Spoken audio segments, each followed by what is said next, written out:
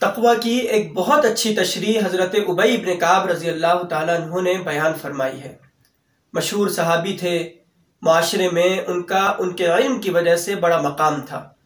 ایک مرتبہ حضرت عمر فاروق رضی اللہ تعالیٰ عنہ نے ان سے پوچھا کہ ابی، کیا تم مجھے بتاؤ گے کہ تقوی کسے کہتے ہیں؟ تو حضرت ابی بن کعب رضی اللہ تعالیٰ عنہ نے سوال کا جواب دینے کے بجائے الٹا پلٹ کر سوال کر ڈالا کہ امیر المؤمنین، کیا آپ کا کبھی کسی ایسی وادی سے، کسی ایسے راستے سے گزر ہوا ہے کہ جو انتہائی تنگ ہو اور جس کے دونوں طرف خاردار جھاڑیاں اور کانٹے دار درخت ہوں؟ تو حضرت عمر فاروق رضی اللہ تعالیٰ عنہ نے کہا کہ ہاں ابی، میں تو بارہا ایسے راستوں سے گزرا ہوں۔ تو حضرت ابی بن کعب رضی اللہ تعالیٰ عنہ نے پوچھا کہ امیر المؤمنین، جب آپ ایسے تنگ راستوں سے گزرتے ہیں تو کیسے گزرتے ہیں؟ تو حضرت عمر فاروق رضی اللہ تعالیٰ عنہ نے فرمایا کہ ابی، جب میں ایسے تنگ راستوں سے گزرتا ہوں تو اپنے دامن کو سمیٹ لیتا ہوں کہ کہیں ایسا نہ ہو کہ میرے دامن کا کوئی حصہ ان کانٹوں کے اندر الجھ جائے اور وہ پھٹ جائے۔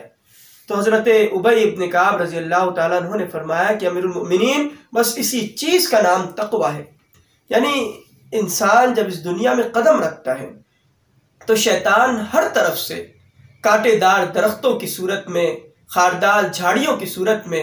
انسان کو اپنا لقمہ بنانے کے لیے گھات لگائے بیٹھا رہتا ہے کہ کسی نہ کسی طرح انسان کو اللہ کے راستے سے ہٹا کر اپنے راستے کی طرف گامزن کر دے، کسی نہ کسی طرح انسان کو